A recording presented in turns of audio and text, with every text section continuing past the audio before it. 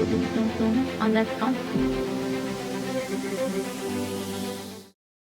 It is going back to the root.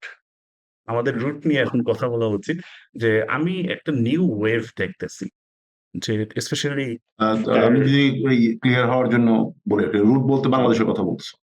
বাংলাদেশের হ্যাঁ, বলতেছি। হ্যাঁ, হ্যাঁ, হ্যাঁ। আমরা সবাই বাংলাদেশের অরিজিনালি। তো ২০২০ পর একটা দেখতেছি যে মানুষজনের আবেগ অনেকই কাজ করে।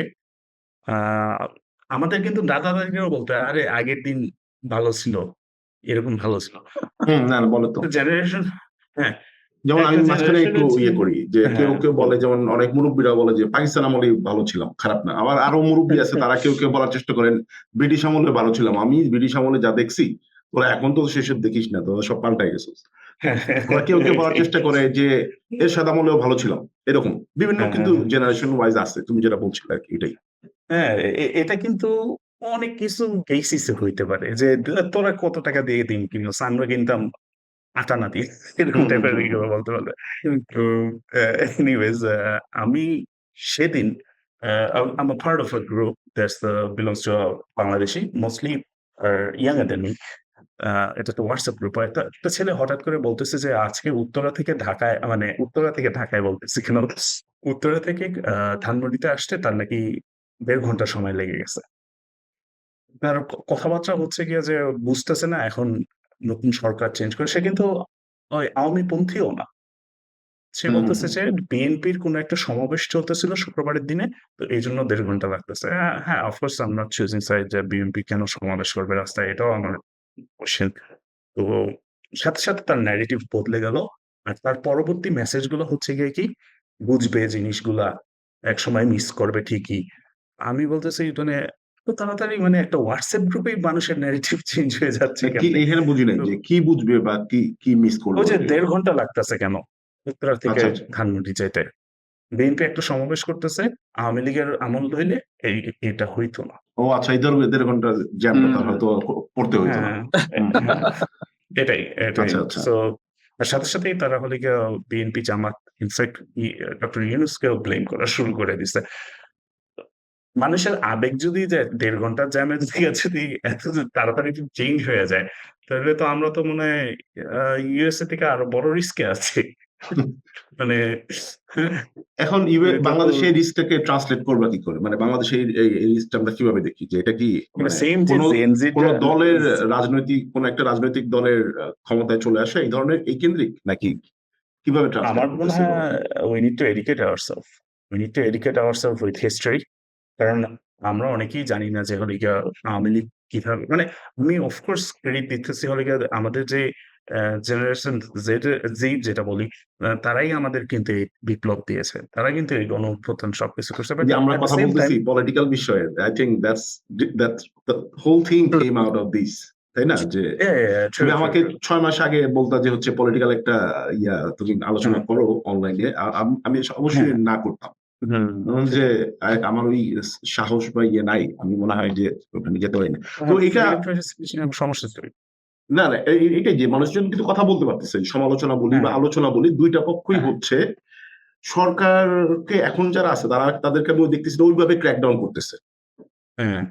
ওরকম হচ্ছে না। যেমন ওই যে একটা ম্যাজিস্ট্রেট হলো না, যে তাবাসসুম সামথিং, উনি যেমন, এখন তুমি যখন একটা হচ্ছে যে সমালোচনা করা গঠনমূলক, সেটা হতে পারে বা অপছন্দের সমালোচনা হতে পারে। আরেকটা হচ্ছে তুমি যখন কি বলবো খুনের সাফাই গাচ্ছ বা খুনির পক্ষ নিচ্ছ, তখন কিন্তু ব্যাপারটা আবার ডিফারেন্ট হয় আর কি। তো আমার মনে হয় ওইটুকু তো তাদের করতে হবে, এনফোর্স করতে হবে। সাফাই গাওয়া একটা জিনিস, বাট একটা যদি ১.৫ ঘন্টা জ্যামে পড়ে যদি পোলাপাইন যদি ভোট ক্যাস্ট করে, that's gonna be impactful. That's what I'm saying. True তো। তো এখন পোলাপাইনদের তাহলে যারা আছে, শুধু ছেলে পেলে না, আমি যেমন এই রকমের শুনি, আমি হ্যাঁ, তো ওইখানকার মানুষের আলোচনা হচ্ছে যে কিরকম, তুমি এডুকেশনের কথা বললে আর কি, যে এডুকেট করা দরকার, কেন করা দরকার, তাদের কথা হচ্ছে ২৫ বছরের ছেলে পেলে উপদেষ্টা হয়ে আছে, তারা কি বুঝে? তারা এরকম মুরব্বী লোকজন বাদ দিয়ে এরা নিজেরা উপদেষ্টা হয়ে বসে, তারা কেমনে দেশ চালাবে? দেশটার অবস্থা তো ভালো না। তো তখন যেমন খুব স্বভাবতই প্রশ্ন আসে যে মুরব্বীরা তো চালাইলো 50 বছর 55 বছর। কি হইছে? মানে কতটুকু পরিবর্তন ছিল বা কত পরিবর্তন আসছে?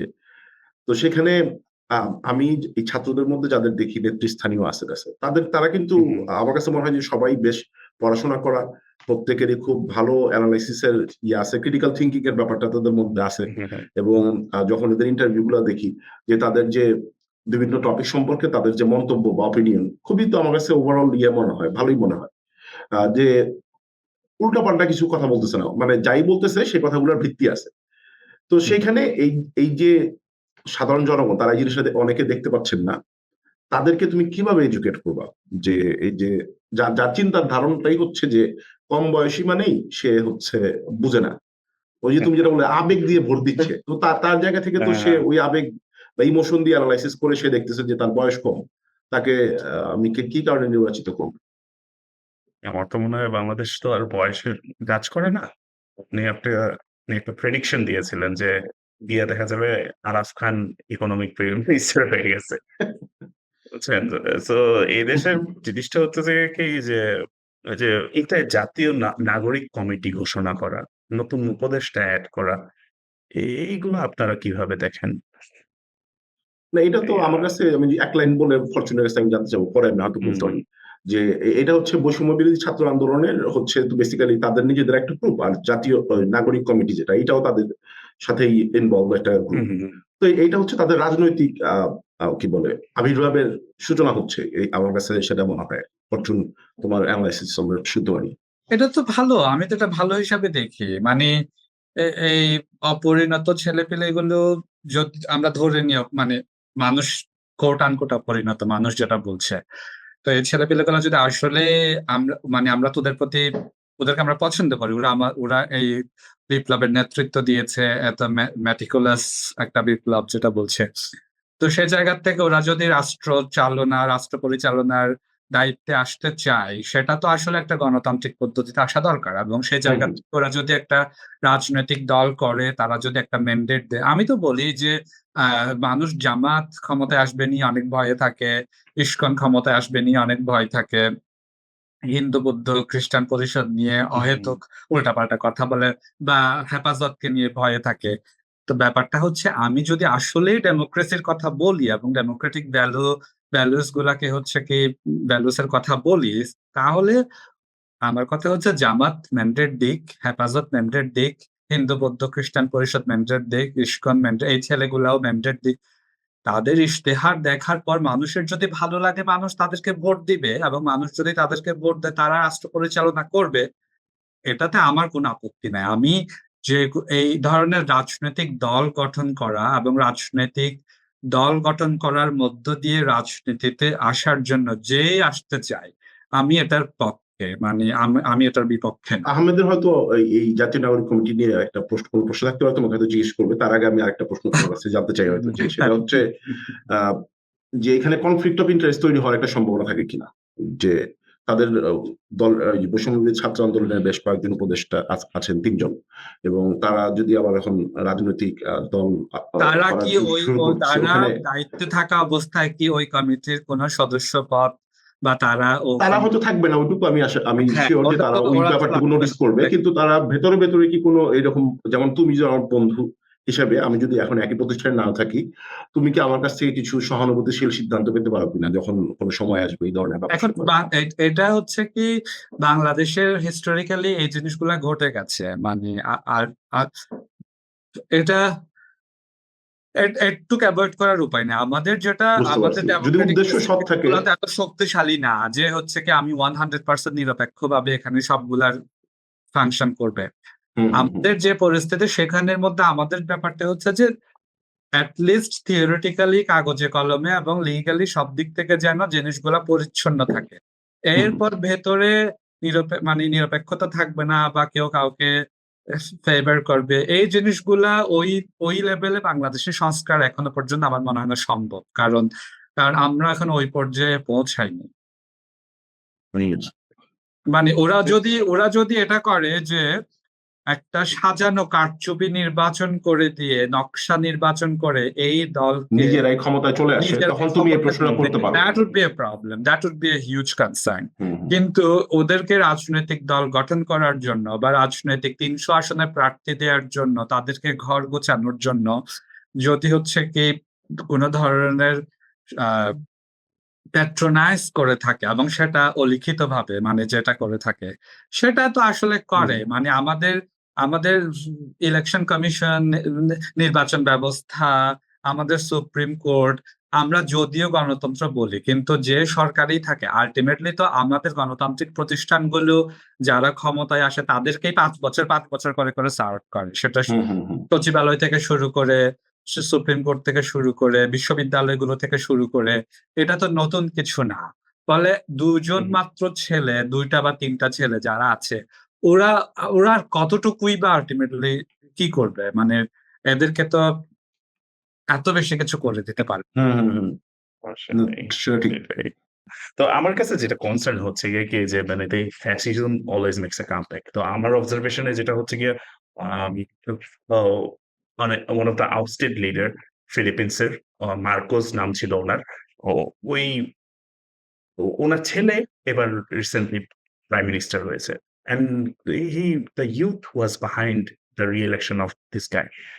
শুধু ফিলিপিন্সেরটা বলবো না। তারপরে ইন্দোনেশিয়াতে নতুন প্রেসিডেন্ট আসছেন। ইন্দোনেশিয়ান নতুন যে প্রেসিডেন্ট সে একসময় জেনারেল ছিল। তার আন্ডারে কমিউনিস্ট জেনোসাইড বা যেটা প্রায় 1.5 million people died during the cold war এরা। সে আবার প্রেসিডেন্ট হয়েছে। তারপরে Thaksin Shinawatra corrupted prime minister, তারা কিন্তু এক্সাইলেও ছিল। তার মেয়ে আবার প্রেসিডেন্ট হয়েছে। তো এখন আমার কথা হচ্ছে যে, এই যে দেখেন মেয়ে ছেলে এগুলা তারা হলে গিয়ে পরিবার ভিত্তিকও কিন্তু একটা ফ্যাসিজমের রিটার্ন আসতেছে। আমরা যদি মনে করি যে শেখ হাসিনার বয়স হয়ে গেছে সে আর আসবে না, শেখ রেহানারও বয়স হয়ে গেছে আসবে না। there is a possibility fascism will take a different রূপ নিয়ে আসবে। রূপ নিয়ে আসবে।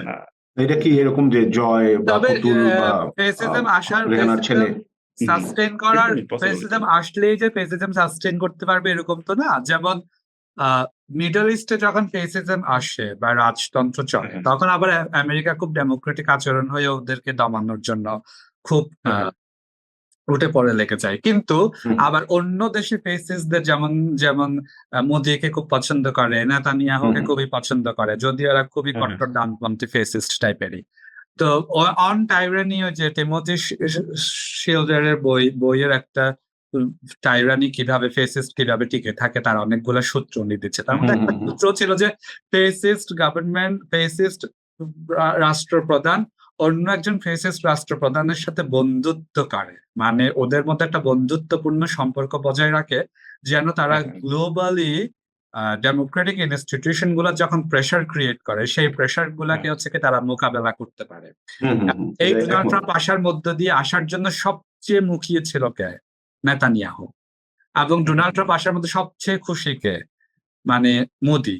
এরা সবাই ফেসিস্ট। এবং ডোনাল্ড ট্রাম্পের বন্ধু কারা? ডোনাল্ড ট্রাম্পের বন্ধু ওই ফেসিস্ট অন্যান্য শাসকেরা। কারণ রাশিয়ান সরকার হচ্ছে easy to deal with this government, then হচ্ছে দ্য আদার গভর্নমেন্ট। নর্থ কোরিয়ার সাথে কেন ভালো বন্ধুত্বপূর্ণ সম্পর্ক রাখতে চায়? কারণ হচ্ছে কি গ্লোবাল যে প্রেশার ফেসিজমের বিরুদ্ধে, সেই গ্লোবাল ডেমোক্রেটিক ইনস্টিটিউশনের প্রেশার গুলোকে ট্যাকল দেওয়ার জন্য তারা নিজেদের মধ্যে বন্ধুত্ব তৈরি করে। তো এটা একটা ট্রেন্ড। ফলে এখন যেটা হবে আমরা দেখবো যে হয়তো কানাডার যে ইলেকশন হবে সম্প্রতি, সেখানেও রাইট উইং এর উত্থান হবে, জেতার সম্ভাবনাই বেশি দেখা যাচ্ছে। হ্যাঁ, সম্ভাবনা। এবং এই রাইট উইং এর উত্থানের পেছনে হচ্ছে কি যে মেকানিজমটা কাজ করতেছে গ্লোবাল, সেটা হচ্ছে কি ইমিগ্রেন্টরা এসে তোমাদের সবকিছু দখল করে নিয়ে নিচ্ছে, ইমিগ্রেন্টরা তোমাদের চাকরি খেয়ে দিচ্ছে, ইমিগ্রেন্টদের কারণেই আমরা তোমাকে ভালো শিক্ষা দিতে পারছি না, ইমিগ্রেন্টদের কারণে আমি তোমাদেরকে ভালো চিকিৎসা দিতে পারছি না, ইমিগ্রেন্টদের কারণেই তোমরা ভালো চাকরি পাচ্ছ না। এবং ইমিগ্রেন্টদেরকে ডাইভার্সিটি, ইকুইটি, ইনক্লুশন বা অন্যান্য সবকিছু মিলিয়ে ইমিগ্রেন্টদেরকে এই দেশে পুনর্বাসিত করেছে কারা? লিবারেল ডেমোক্রেটরা। ফলে তারাই তোমাদের শত্রু। এই কারণে আমাদেরকে তোমাদের দরকার। এই মেকানিজমটা নিয়েই ম্যাক্সিমাম ফেসিস্টরা বা রাইট উইং। এটা তো পশ্চিমা দেশে খাটে, এটা কি আমাদের মতো দেশে বা আমাদের অঞ্চলের যেসব দেশগুলো তাদের ক্ষেত্রে তো ইমিগ্রেশন অত বড় ইস্যু হয় না। এখানে কি ইকোনমি একটা বড় ইস্যু বা হচ্ছে ইকোনমি মনে হয় যে ইটস এ বিগ ডিল আমাদের ওইদিকে। যেমন আমাদের তুমি এখন ওদিকে হচ্ছে কি ধর্ম একটা বড় বিগ ডিল ধর্ম একটা বড় ব্যাপার, ধর্ম। অবশ্যই ধর্ম একটা বিগ ইয়া। এবং ইকোনমিও বড় ব্যাপার, মানে দিন শেষে বাজার ব্যবস্থা নিয়ে যেমন এই সরকারের কি করছে না করছে অনেকগুলা কথার মধ্যে আমাদের প্রধান কথা ছিল বা সবার কনসার্ন, মানুষ কিন্তু এত কমপ্লেন করতো না যদি সিন্ডিকেট ভেঙে বাজারটা নিয়ন্ত্রণ করতে পারতো। হ্যাঁ, তাহলে হচ্ছে কি মানুষের কমপ্লেন, যে জ্যামজটের কমপ্লেনটাও হয়তো করতো না যদি বলতো যে না তরকারি তো সস্তায় পাচ্ছি, একটু জ্যাম। না, এখানে একটা কথা আমি যেমন অ্যাড করি যদি, যে দামের ব্যাপারে দেখো, যে তোমার টাকার যে একটা কি বলবো যে ইলিগাল ফ্লো ছিল, যেটা আমরা গত 15 বছরে হয়েছে, এই ফ্লোটা কিন্তু কিছুটা ডিসরাপ্টেড হয়েছে। সো অনেক লোকের পকেটে টাকাটা, যেটা ইলিগালি টাকা পয়সা আসতো, এই টাকাটা কমে গেছে। কমে গেছে। এখন যেমন আমি যদি দেখি যে একজন সরকারি কর্মকর্তা যার হচ্ছে বেতন হচ্ছে মাসে 1 লাখ টাকা বা 2 লাখ টাকা সর্বোচ্চ দেখলাম গাড়ি টাড়ি দিচ্ছেন সরকার থেকে, ওনার খরচ তো হচ্ছে মাসে 10 লাখ টাকা, কারণ উনি 2 জন ছেলে মেয়ে পড়ান ইংলিশ মিডিয়ামে, একজন হয়তো কানাডাতে পড়ে, অস্ট্রেলিয়াতে পড়ে, ওনার একটা কয়েকটা ফ্ল্যাট আছে, সেগুলো হচ্ছে হয়তো অলরেডি ভাড়া পাচ্ছেন, বা যেগুলো নতুন কিনছেন ওগুলার টাকা দিতে হচ্ছে, ওনার গাড়ি রাখতে হয় 2-3টা, এটা ওনাকে মেনটেন করতে হয়। তো ওনার তো এখন টাকার চাপ পড়ে গেছে, উনিও তো এখন কমপ্লেন করবেন যে আরে আলুর দাম 65 টাকা হয়ে গেছে। আর গরিব লোকের তো কমপ্লেন আছে, তারা সবসময় ছিল, কারণ তাদের অবশ্যই তাদের ক্রয় ক্ষমতার বাইরে এখনো আছে, 3 মাসে ওই লেভেলের কমে নাই। তো ওই যে তাদের ধনী লোকের হাতে যে টাকা ইলিগাল ফ্লো, সেই টাকাটাও তো হচ্ছে তোমার মার্কেটে যখন মুভ করে, তখন তো গরিব মানুষও ওই টাকার অংশ পায়। তো এর ফলশ্রুতিতে ওই ইলিগাল টাকার ফ্লো কমে যাওয়াতে তারাও মনে হয় যে কিছুটা ইম্প্যাক্টেড হচ্ছে। এবং আমি এটা একেবারে একমত যে তোমার ওই সিন্ডিকেটের ব্যাপারে আমি একমত যে সরকার হচ্ছে এখনো ফেইল করছে ইন এ ওয়ে, যে হচ্ছে দে আর নট সাকসেসফুল ইন কি বলে কন্ট্রোলিং দ্য সিন্ডিকেট। এইটা আমি একমত। আহমেদ, কি তুমি কিছু দেখছো সিন্ডিকেট বিষয়ে? সিন্ডিকেটকে কন্ট্রোল করা অনেকটা কেন টাফ, বা এটা কি করা যায়? মানে এখন আমার কাছে যেটা মনে হচ্ছে, মানে যেইটাই করতে যাবে, আমার মানে এইচএসসির রেজাল্ট কেন খারাপ হয়েছে তারা হলে গিয়া ব্লেম করতেছে যে এইচএসসির নিউ ফরম্যাটে অ্যাসেসমেন্ট হয়েছে। এইচএসসির আগে কথা হইতেছিল যে পুরো পরীক্ষাই ক্যান্সেল করে দেওয়া হোক। তো আমার মনে হয় যে আমাদের এই গভর্নমেন্টটা, তারা যে লিবারাল বা লেনিয়েন্ট হওয়ার চেষ্টা করতেছে, it's kind of backfiring on them, যে কেউই গিয়া প্রোটেস্ট করার চেষ্টা করতেছে। সো সিন্ডিকেট তো আমার মনে হয় যে তারাও রিয়েলাইজ করতেছে জিনিসটা, যে আমি গভর্নমেন্টকে এইভাবে কর্নার করতে পারবো। সো আপনি কিন্তু হার্ড লাইনে, মানে সুপার হার্ড লাইনে যাইতে হবে তাদের সাথে। মানে ডিমের দাম কিন্তু সবখানেই বাড়ছে, বাট বাংলাদেশে বাড়লেই আওয়ামী লীগ ভালো হয়ে যায়। এটা কিন্তু এটা উইয়ার্ড একটা নেগেটিভ চলতেছে। তো আমাদের দেশে একটা এটাই সমস্যা হইতেছে কি, মানে যে এখন সবাই ক্ষুধার্ত, বাট দেশে কোনো টাকা নাই, সব টাকা চলে গেছে, এটাও একটা ফ্যাক্ট। যে আমি বললাম না, আমি রিসেন্টলি 30,000 টাকা পাঠাইছি আমাদের বাড়িতে। এলাকার যে ব্যাংক, সেই ব্যাংক আমার বাবাকে 30,000 টাকা একসাথে দিতে পারে নাই। প্রথমবার টাকা হচ্ছে কি ওরা দেয় নাই, টাকা ফেরত আসছে। দ্বিতীয়বার 30,000 টাকা 2বার করে ভেঙে দিছে, একবার 15,000 আর 10,000, পরের বার বোধহয় 20,000, এরকম করে ভেঙে দিছে, মানে ওই অবস্থায় চলে গেছে। তো দেশের আমরা অনেক কিছু আসলে দেখতেও পাচ্ছি না, মানে দেশের অবস্থা। যেহেতু টাকা নেয় কথা, 2জন টাকা নিয়ে বলতেছে, মাঝখানে একটা জিনিস অ্যাড করি যে আমার মনে আছে যে 5ই আগস্টের পরবর্তীতে যখন কিছু খবর টবর বের হলো, তার ভিত্তিতে আমার একটা অন অ্যান অ্যাভারেজ একটা কি পরিমাণ টাকা পাচার হয়েছে এটার একটা তথ্য দেখা গেল। তখন আমি আমার হিসাব দেখলাম যে 15 বছরে অ্যারাউন্ড 15 থেকে 20 লক্ষ কোটি টাকা বিদেশে পাচার হয়েছে। তো এটা পরবর্তী হ্যাঁ, তার এই সেপ্টেম্বর বা অক্টোবরে আমেরিকান একটা কি বলে এজেন্সি, সরকারি এজেন্সি না, রিসার্চ এজেন্সি, যারা হচ্ছে কাজই হচ্ছে বিদেশে তোমার কোন দেশ থেকে টাকার ফ্লোটা যাচ্ছে, কিভাবে যাচ্ছে, লিগালি ইনলিগালি, এটাকে তারা হচ্ছে অ্যাকুমুলেট করার চেষ্টা করে, হিসাব করে বের করার একটা রিপোর্ট করে। সেখানে তারা বাংলাদেশ সম্পর্কে যে রিপোর্ট করছে, সেখানে দেখলাম যে তাদের হিসাবও তাই, যে অ্যারাউন্ড 15 থেকে 18 লক্ষ কোটি টাকা বাংলাদেশ থেকে পাচার হয়ে গেছে। তো এই যে 20 লক্ষ কোটি টাকা বা 15 লক্ষ কোটি টাকা, মানে তুমি যেটা বলো 3 বছরের বাজেট, এটা out of the economy, out of the country, মানে এটা তোমার আমার টাকাই তো, এই টাকাটা তো হচ্ছে যে খরচ দেখানো হয়েছে, যে এটা বিভিন্ন প্রজেক্টে খরচ হয়েছে, সরকারি উন্নয়ন কাজে খরচ হয়েছে, অন্যান্য মানুষের জীবন মান উন্নয়নে ব্যবহার হয়েছে। তো ওই উন্নয়নটা তো আমরা পাই নাই, এটা তো মিসিং হয়ে গেছে। এবং কিন্তু আমাদের কিন্তু যে পেমেন্ট যেটা, সেটা কিন্তু করতে হচ্ছে। এটা আমাদের আগের এপিসোড গুলাতেও আসছে, যেটা আমাদের করতেই হচ্ছে। তো তোমাকে এই যে 15-20 লক্ষ কোটি টাকার যে ঘাটতি, এটা তো এই সরকারকে আস্তে আস্তে, সেটা এই সরকার হোক বা পরবর্তী রাজনৈতিক সরকার হোক, তাদেরকে তো এই টাকাটা ঠিকই ফেরত দিতে হবে। এবং এইটা একটা বড় ধরনের চাপ সামনে আরো আসবে আর কি, আরো চাপ তৈরি হবে। তো এটা থেকে আমরা যদি আস্তে আস্তে গণতান্ত্রিক প্রক্রিয়ার দিকে যাই, যেটা বলতেছিলাম যে গণতান্ত্রিক প্রক্রিয়া বাংলাদেশে, তো ওইখানে এই এই যে তোমাদের কাছে যাই না, কি মনে হয় যে এই ইলেকশনে, সামনে যে ইলেকশন হবে, সেখানে আমাদের আজকে আলোচনার বেসিসে কি মনে হয় যে কোন ধরনের সরকার আসার পসিবিলিটি বেশি দেখা যাচ্ছে? যে ধর্মীয় সরকার কি আসলেই, আমরা যে টিপিক্যালি দেখছি 8-10% ভোট পায়, তার চেয়ে কি বড় আকারে তাদের আবির্ভাব ঘটবে কিনা? বিএনপিকে সবাই ধরে নিচ্ছে। আমি আহমেদের মতামতটা প্রথমে শুনতে চাই, পরে আমি। তো বিএনপির ব্যাপারে যেমন আমরা অলরেডি অনেকেই বলার চেষ্টা করে যে বিএনপি হ্যাঁ উইনার, যে প্রথমবারের এই নেক্সট ইলেকশনে, ইমিডিয়েট ইলেকশনটাতে বিএনপি হয়তো জিতে যেতে পারে। তো ওইখানে আসলে কি বিএনপি একবারে সংখ্যাগরিষ্ঠ চলে আসবে কিনা, কি মনে হয়? আমি যাই না, আমি হয়তো তো, আচ্ছা তোমাদের কাছ থেকে শুনি, তারপরে আমার মতামত। আহমেদ, কি মনে হয়? তোমার কাছে মনে হয় যে মানে যে গভর্নমেন্টে আসুক না কেন, পসিবিলিটি বিএনপি আসবে। বিএনপি আসলে একসাথেই আসবে, জামাতকে নিয়েই আসবে।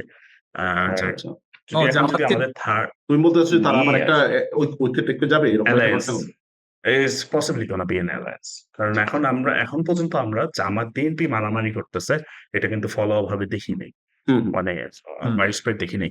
আর না, এখন এটা কিন্তু ওই অন্য দলগুলোর ক্ষেত্রে বলতে পারো, গণ অধিকার পরিষদও করতেছে না, আবার হচ্ছে ওই যে জাতীয় নাগরিক ঐক্য করতেছে না। মানে এখন তো রাজনৈতিক, এক্সেপ্ট আওয়ামী লীগ, বাকিরা হচ্ছে কিন্তু একটা মিউচুয়াল, মানে আমি যেটা আরো ক্লিয়ারলি বলতে চাই যে হলে গিয়ে ধরেন যে এলাকায় একটা আওয়ামী লীগ অফিস ছিল, আওয়ামী লীগ অফিস দখল করার জন্য বিএনপি জামাত দুইজন মারামারি করতে যায়নি, বিএনপি গেছে অথবা জামাত আলাদাভাবে।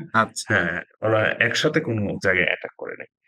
তো এটা বলতেছে, সো দেয়ার ইন পাওয়ার, তাদের খুবই পাওয়ারফুল একটা আছে, একটা গ্যাস আছে। আরেকটা জিনিস সমস্যা হচ্ছে কি, গত 15 বছর যেসব লোকজন বিএনপি করতো বা জামাত করতো, আমার তো মনে হয় কেউ করতো না, তাদের অনেকজনেরই অ্যালিজিয়েন্স ছিল আওয়ামী লীগের উপর। এটা একটা জিনিস বলা যাইতেছে। আর ইসলামিস্ট সরকার আমার কাছে মনে হয় না আসবে। আমার কাছে যেটা মনে হয়, ওই যে ফুল ব্লোন পাকিস্তান টাইপের ইসলামিস্ট সরকার বা আফগানিস্তান টাইপের, ওইটা আমাদের দেশে কিন্তু যে আমরা টিপিক্যালি যে 8-10% ভোট দেখতাম জামাতের, ও তোমার কাছে কি মনে হয় এটাতে একটা বড় ধরনের পরিবর্তন? এই যে এটা আমার কাছে মনে হচ্ছে যে 8-10% হোক, যেটাই হোক, যে তারা দুইজনই ক্ষুধার্ত, they work as an alliance before, ওই অ্যালায়েন্সের ইটস জাস্ট ধারাবাহিকতা ধরে যে আসবে। যদি অ্যালায়েন্স না হয় তাহলে, যদি অ্যালায়েন্স না হয় তারা কতটা ভোট পাবে বলে মনে হয়? জামাত তাদেরকে 8-10% থেকে তো বাড়বে বলে আমার কাছে মনে হয়। কারণ আমার কাছে মনে হয় যে 8-10%ই পাবে। 8-10% কিন্তু অনেক, না 8-10% এর বেশি পাবে বলে আমার কাছে মনে হয়। মানে কারণ হচ্ছে এখানে আমি এটা কেন বলতেছি, হ্যাঁ প্রপোর্শনাল যদি বলি, সেটা কিন্তু এটা কিন্তু লটস অফ ভোট। আপনি যদি ওই যে ফিরোজপুর ছিল না, ওই যে সাইদি রানগট, এরকম কয়েকটা যদি জায়গাও যদি আপনি যদি দেখেন, জামাত যে শেখ হাসিনার ওই যে 1995 আমলে পাইছে, ওইটাও কিন্তু অ্যাকাউন্টস ফর 8-10% মেবি। এটি আরো বাড়বে বলে আমার ধারণা। কারণ হচ্ছে কি যে তারা মনে হয় ওই যে, আমি যেটা, আমার কাছে যেটা মনে হচ্ছে, জামাত এবং বিএনপি দুইজনই কিছুটা চাচ্ছে আওয়ামী লীগের ভোট ব্যাংকটাকে টানতে। তো এই জন্য আমার কাছে মনে হচ্ছে তারা দুইজনই দেখা যাচ্ছে যে বিভিন্ন সময়ে আওয়ামী লীগের ব্যাপারে কিছুটা সফট, যতটা হচ্ছে তাদের পজিশন হওয়ার কথা হয় বা এক্সপেক্ট করে মানুষ, তার চেয়ে অনেক বেশি সফট হতে, এই একটা কারণ মনে হয় যে ভোট ব্যাংক টানার ব্যাপারে। তো ফরচুন, হ্যাঁ, তোমার কাছে ওই আগের একই ব্যাপারে যদি তুমি কি দেখো? আমি যে এলাকায় থেকেছি, ওটাতে হচ্ছে কি প্রচুর জামাত ভোটার আর কি, এবং জামাত হচ্ছে কি সংসদীয় আসন পেয়ে থাকে এরকম। তো ফলে দীর্ঘদিন ধরে আসলে ওটাই দেখতাম এবং ওটাকেই অনেকটা রিয়ালিটি মনে করতাম ঢাকা যাওয়ার আগ পর্যন্ত। তো ঢাকা যাওয়ার পরে বুঝলাম যে আসলে সারা বাংলাদেশটা আসলে এরকম জামাত। না। হ্যাঁ, হুম, হুম। তো কিন্তু তারপরেও খুবই ইন্টারেস্টিং পয়েন্ট, যেটা মানে আমার অবজারভেশন, আমার যেটা বলি যে জামাত আছে ঠিক আছে, কিন্তু জামাতকে ভোট দেওয়া লোক কিন্তু খুব, জামাতের ভোট ব্যাংকটা মানে খুবই ফিক্সড। ওটা জামাতের ভোট ব্যাংকটা সুইং ভোটার ব্যাংক না, হুম, মানে আওয়ামী লীগ বিএনপি সুইং, কিন্তু জামাত হচ্ছে কি ওই জামাতেরটা একদম গেড়ে বসা ভোট ব্যাংক। তো ওই কারণে ওটা ধাপ করে বাড়বেও না, আবার এটা ধাপ করে কমবেও না। এবং আমি চিন্তা করি যে আমি যে জায়গায় আছি ওখানে আমার 10-12টা পাড়ার মধ্যে এত জামাত ইনফ্লুয়েন্সের ভেতরেও যারা কখনো জামাতকে ভোট দেয় না, তারা জামাতকে ভোট দেয়ই না, আবার যারা জামাতকে ভোট দেয় তারা শুধু জামাতকে ভোট দেয়।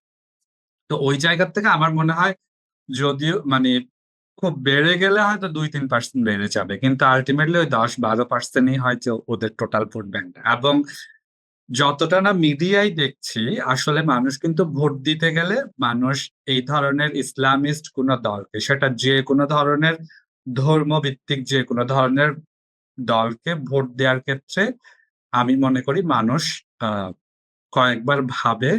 এবং আহ, অধিকাংশ মানুষ মধ্যম পন্থার রাজনৈতিক দলকে বেছে নেয়, যেটা এই মুহূর্তে বিএনপি হতে পারে, যদি আমি বিএনপি পছন্দ করি না।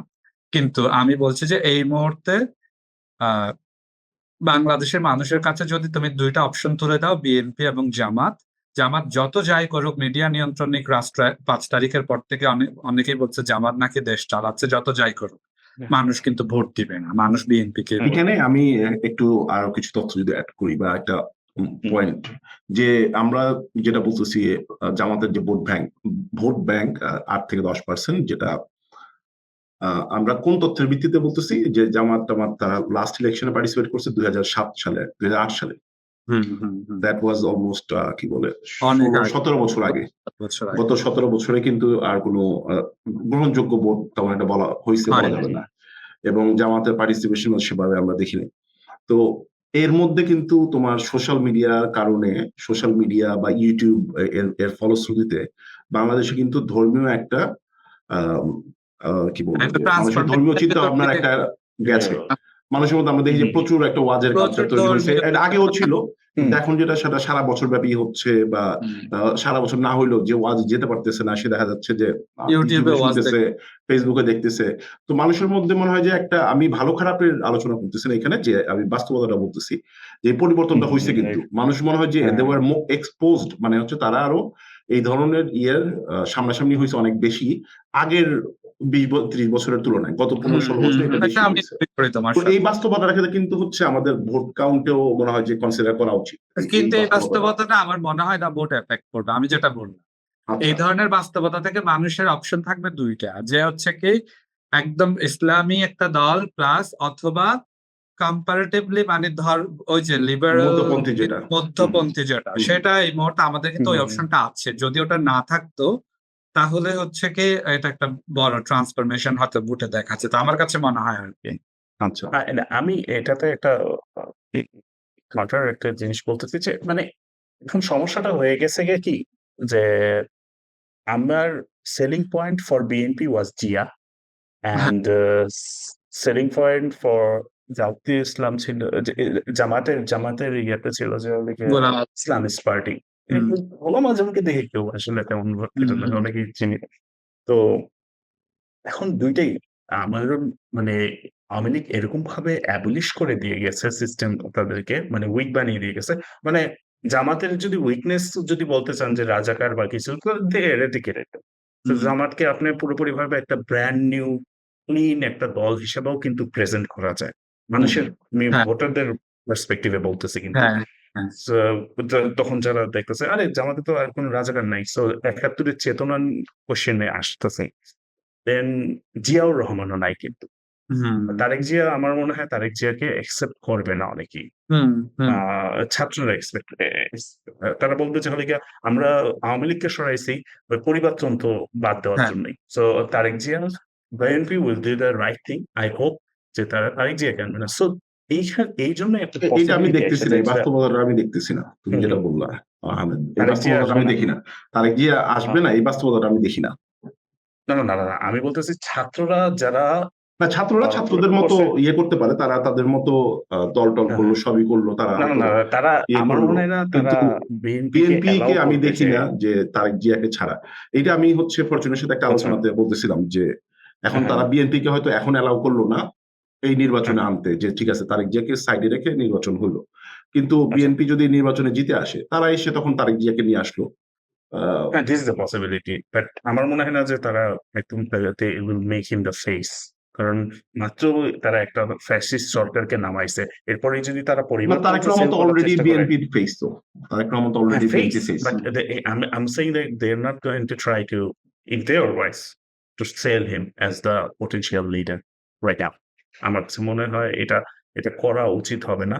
আর এইখানে তাইলে আরেকটা বিষয়ে প্রশ্ন আসলে যে হচ্ছে মানুষ আওয়ামী লীগকে কেন ফিরায় নিবে? যদিও আমরা ওই যে অনেকক্ষণ ধরে আবেগী সিদ্ধান্তের হ্যাঁ, কথা বলছি, তো হুম, হুম, যেখানে আওয়ামী লীগ নিজেই অনুশোচনা করছে না, যেখানে আওয়ামী লীগ নিজেই এই পুরো অভ্যুত্থানের বিষয়টাকে সে বলতেছে যে এটা একটা আহ ছাত্রদের হ্যাঁ, ষড়যন্ত্র, হ্যাঁ, এবং তাদের যে এত মানুষজন মারা গেল এই প্রক্রিয়াটাও হচ্ছে এটা একটা দরকারি পদক্ষেপ ছিল, এটা না করে আর এইটাকে থামানোর কোনো উপায় ছিল না। যেখানে তারা এটাকে স্বীকারই করছে না এই পুরো ব্যাপারটাকে, সেখানে তারা অনুশোচনার জায়গাটা তো তাদের মধ্যে দেখছি না। তো মানুষ তাদেরকে কেন ফিরায় নিবে এটা একটা ব্যাপার।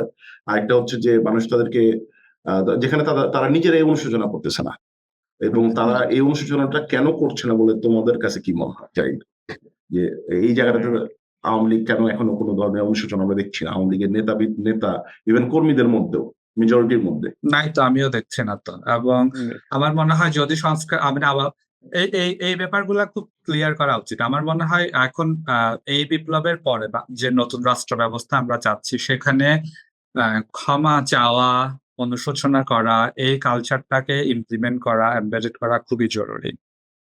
৭১ নিয়ে জামাতের অবস্থানটা পরিষ্কার করা। আপনি আজকে এক কথা, কালকে এক কথা, এটা এক কথা, দুনিয়াদারি টেলিভিশনে গিয়ে ইন্টারভিউ দিয়ে এক কথা বলা, এগুলা করার দরকার নাই। আপনি সোজা ভাষায় আমি ওই আলোচনায় যাব না, ঘুরানোর পেছানোর দরকার নাই। প্রথম কথা হচ্ছে কি, আপনি ৭১ নিয়ে অবস্থানটা পরিষ্কার করবেন। পরিষ্কার করার পর আপনি আপনারা ইশতেহার দেবেন, এবার মানুষ ভালো লাগবে আপনাকে রাখবেন। ওদেরকে যে আমরা ৭১ নিয়ে যেভাবে আমরা জামায়াত ইসলামীকে প্রশ্নবিদ্ধ করে এখনো পর্যন্ত আমরা বলি যে তুমি কেন ক্ষমা চাচ্ছ না, আমার মনে হয় হুম, ২৪ সালের যে হত্যাকাণ্ড, সেই হত্যাকাণ্ডে যদি আওয়ামী লীগ আবার বাংলাদেশের রাজনীতি করতে চায়, আওয়ামী লীগকে তাদের অবস্থানটা পরিষ্কারভাবে সেটা মানুষের কাছে বলতে হবে। মানে ঘুরিয়ে পেঁচিয়ে বলার কিছু, ঘুরিয়ে পেঁচিয়ে বলা।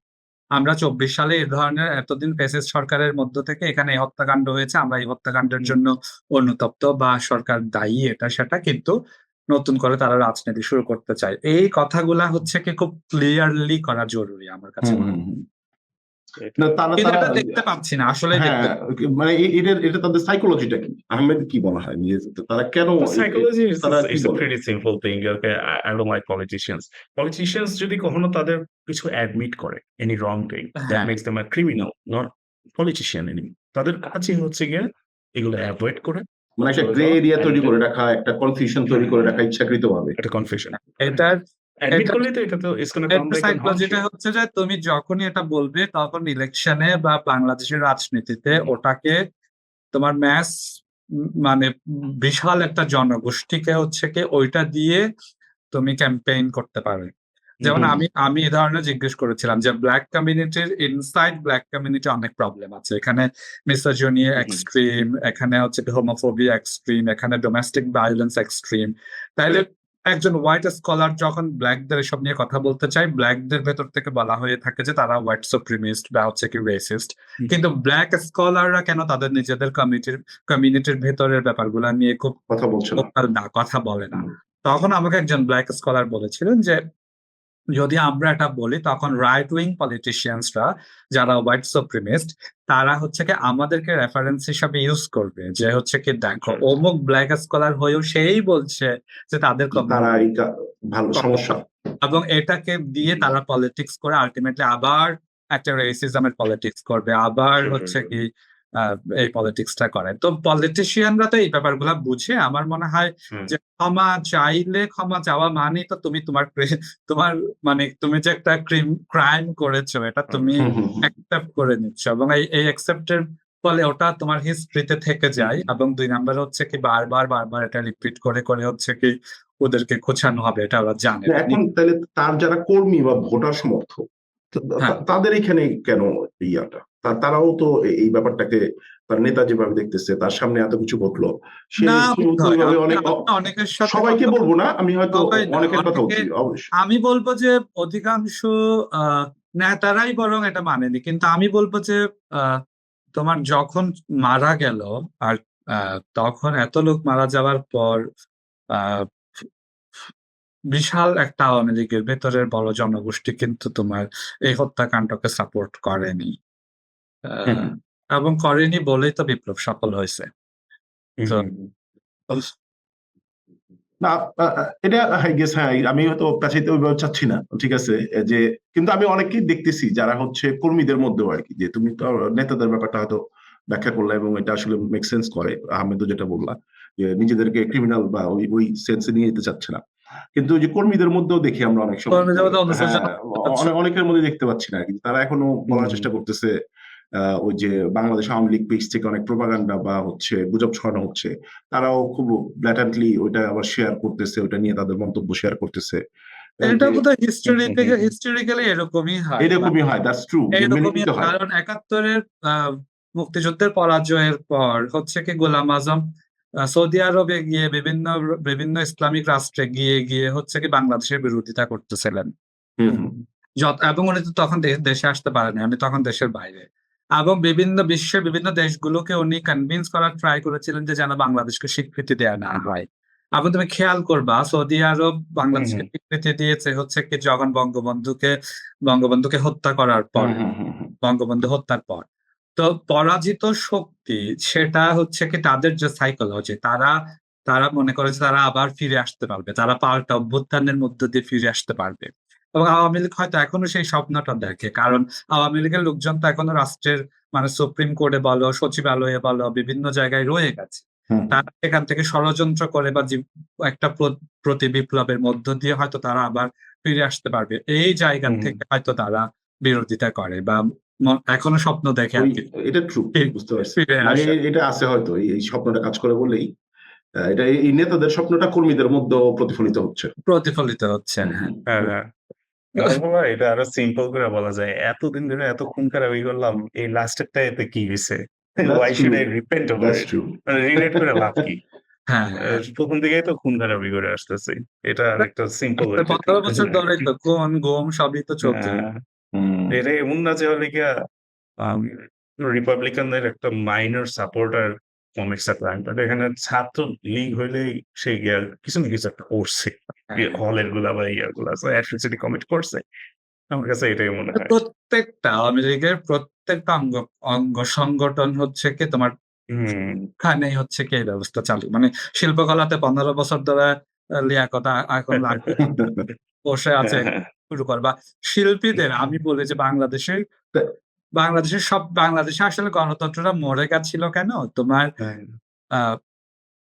পৃথিবীর সুশীল সমাজ বা বুদ্ধিজীবী সমাজ এবং শিল্পী সমাজ, শিল্পীরা যখন হচ্ছে কি মরে, লেখক, কবি, সাহিত্যিক, বুদ্ধিজীবী, শিল্পী যারা নাটক করে, সিনেমা করে, এই মানুষগুলাও যখন আলটিমেটলি হচ্ছে ওনার ভাগে চলে গেছে, ওনার মতোই করে কথা বলছে, তখন এটার আর উপায় ছিল না।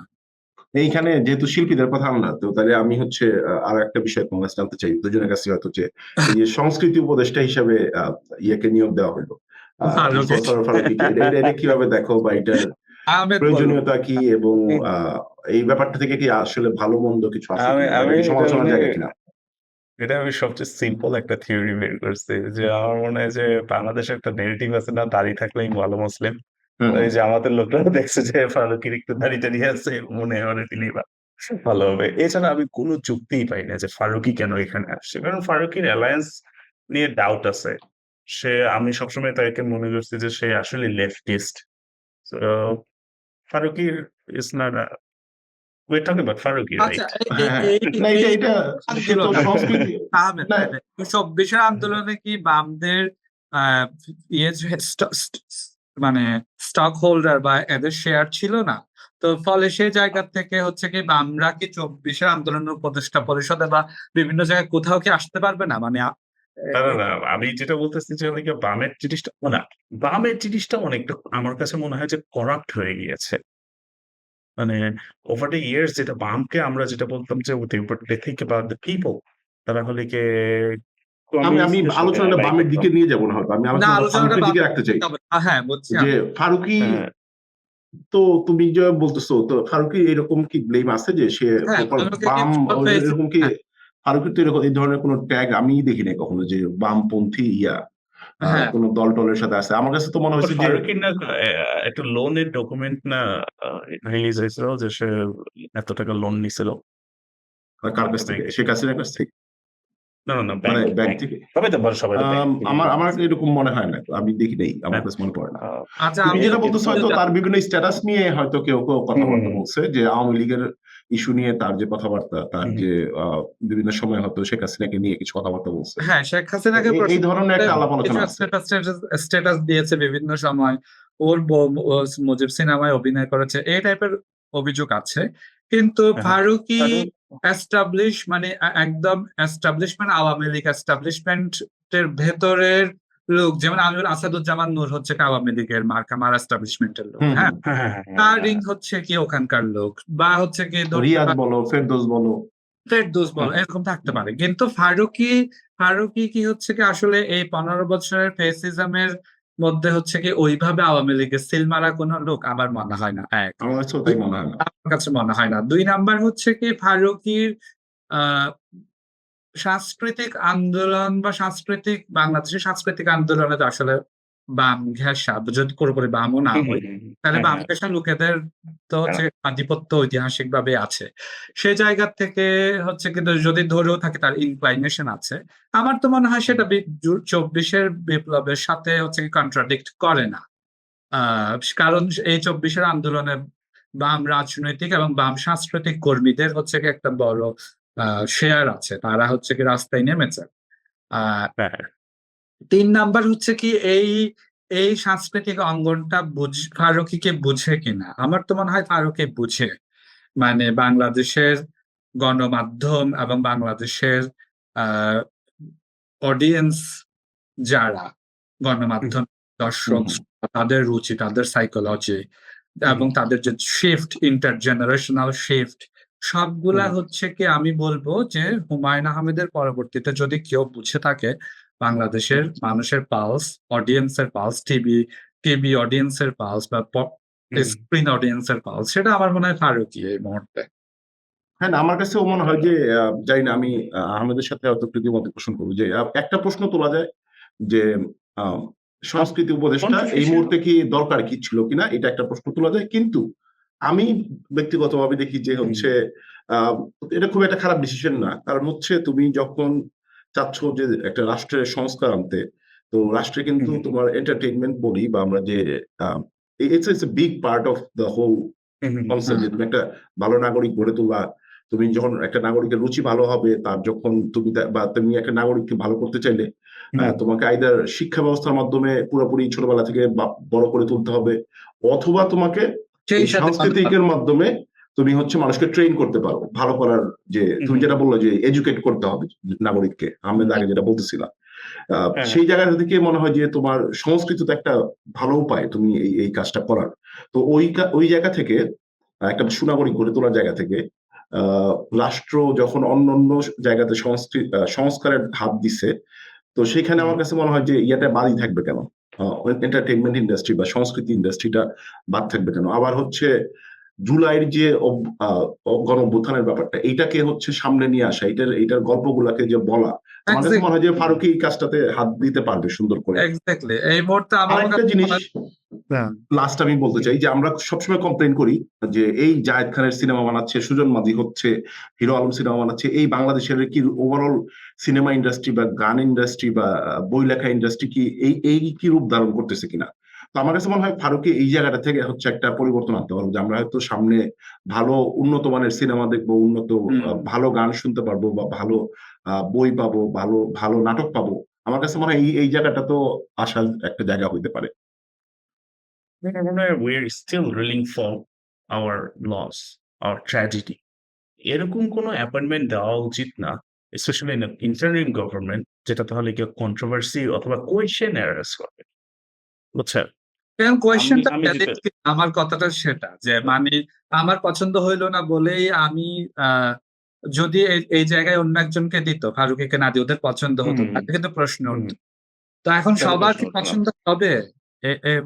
ব্যাপারটা হচ্ছে যে এটা না, ইনভ্যালিড। না, যে লোকের সাথে ডিরেক্টলি হলে ফ্যাসিস্ট গভর্নমেন্টের আওয়ামী লীগের টাইজের কথা আসছে, সেটা তো একটু কনফিউশন ক্রিয়েট করে। That's what I am saying. এখন না, এই সাকিব আলোচনা আল তো হাসান ভালো খেলুক আলোচনা নাকি হইতে পারে, খারাপ আলোচনা খেলুক, হইতে পারে, আলোচনা হোক, সাকিব আল আলোচনার হাসানের মাধ্যমে। তাহলে কেন আমরা তো টাইম নিলাম কেন সাকিব আল হাসানেরটা? কি টাইম? সাকিব আল হাসান এই যে ফার্স্টে কিন্তু তারা যখন খেলতেছে অলরেডি পাকিস্তানের সময়, তখন কিন্তু আসিফ মাহমুদ কিন্তু কমেন্ট করে নাই, বলছে যে বাকি সবার বিচার হচ্ছে, বাকি সবাইকে উঠায় নিয়ে যাচ্ছে, বাট তারটা বলছে যে আমরা এই ব্যাপারে আইনি মন্ত্রণালয় মানে ওদের মামলা করে দিচ্ছে ওর নামে, তাদের হলে গিয়ে আগে পরামর্শ নিব। বাট বাকিগুলো কিন্তু সবগুলো তারা সাথে সাথে কমেন্ট করছিল। বাট এটা কিন্তু সময় নিছে, তাকে টেস্ট খেলতে দিচ্ছে, তাকে সবকিছু খেলতে দিচ্ছে। দেন ফাইনালি যখন বাংলাদেশে যখন ম্যাচ গুলো হবে, তখন গিয়ে এটা একটা ইস্যু হয়ে গেল যে না, এখন ফাইনালি উই ক্যান ডিসাইড যে সাকিব আল হাসান যদি এখানে আসে, ইটস ন্যাশনাল সিকিউরিটি প্রবলেম, আরো সিকিউরিটি প্রবলেম, এখন আর সম্ভব না। আচ্ছা, আমি তো এটা ফারুকের তো একটা বিরুদ্ধে এই স্বৈরাচারের সাথে যুক্ত থাকার যে অভিযোগগুলো আসছে, না, আমি শেখ এটা হাসিনাকে তো সাকিব আল হাসানের লেভেলের না তো। আমি বলি শেখ না, হাসিনা, আমি বলতেছি লেভেল বলে কথা নাই। কন্ট্রোভার্সিয়াল ফিগার হইলেও এত বড় একটা ট্র্যাজেডির পর অ্যালায়েন্সের মানে তাকে হ্যাঁ, অ্যাপয়েন্টমেন্টের দরকার নাই। টেক আমি ইউর টাইম। বোঝার চেষ্টা করছে যে কেন, কোন জায়গায় কন্ট্রোভার্সিটা, মানে সাকিব আল হাসান, সরি, ফারুকের বিরুদ্ধে শেখ হাসিনাকে প্রশংসা করে 2-4টা ফেসবুক স্ট্যাটাস দেওয়া ছাড়া ফারুকের বিরুদ্ধে এই ফেসিস সরকারের সাথে যোগসাজশের কি অভিযোগ আছে, মানে অবজেক্টিভ দলিল কি আছে বা কি অভিযোগ আছে আমি জানি না, আমি দেখিনি।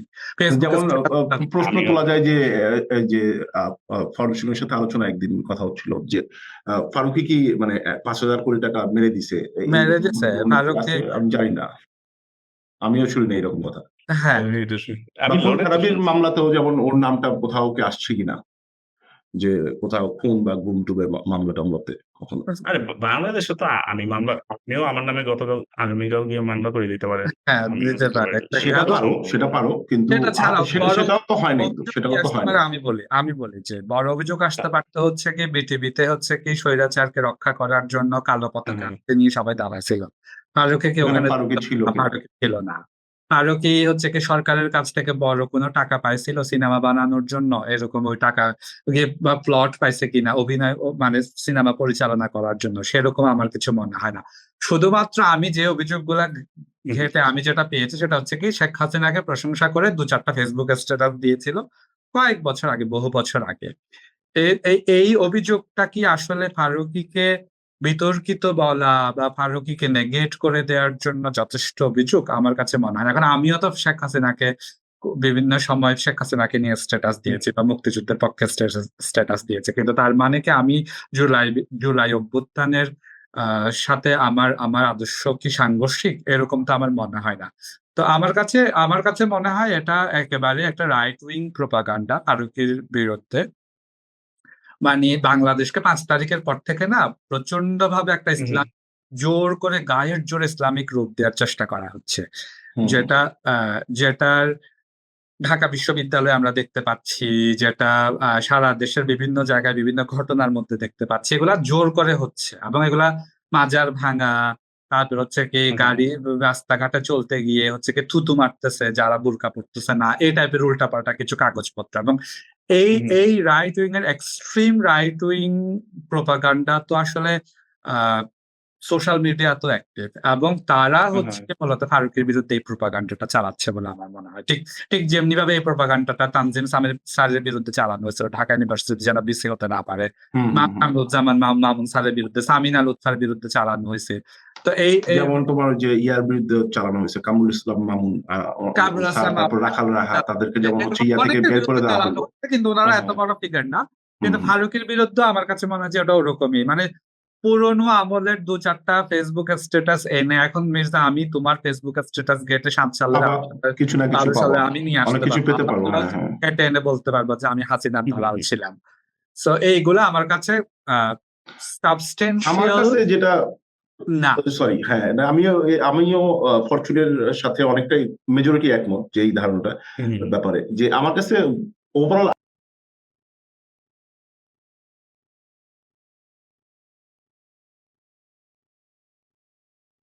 একটা এই মুহূর্তে সাংস্কৃতিক উপদেষ্টা দরকার আছে দরকার কিনা, আছে কিনা, বা দরকার তুমি আছে। না দাও, হ্যাঁ, হ্যাঁ, হ্যাঁ, অন্য কাউকে দাও, যোগ্য অন্য বা কাউকে বা দাও। অন্য অন্য কোনো মন্ত্রণালয়ের উপদেষ্টা নেওয়া যেত কিনা, যে সংস্কৃতি উপদেষ্টার চাইতেও গুরুত্বপূর্ণ কোনো মন্ত্রণালয়ের উপদেষ্টা বিহীন আছে এখন হ্যাঁ, হয়তোবা, এইরকম কোনো উপদেষ্টা নেওয়া যেত কিনা, এই প্রশ্নটা মনে হয় যে মোর ভ্যালিড, যেটা হচ্ছে একটা প্রপার ডিসকাশন হতে পারে।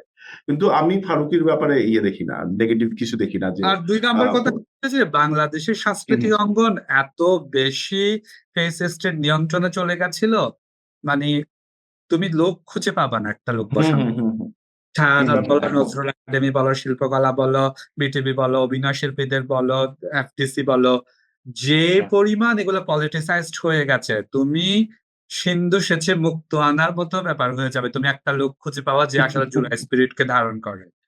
তো সেটা এটাই এটাই একটা ফ্যাক্ট যে ওদিকে একদম ডিপলি রুটেড হয়ে গেছে জিনিসটা, মানে আওয়ামী লীগের জিনিসটা।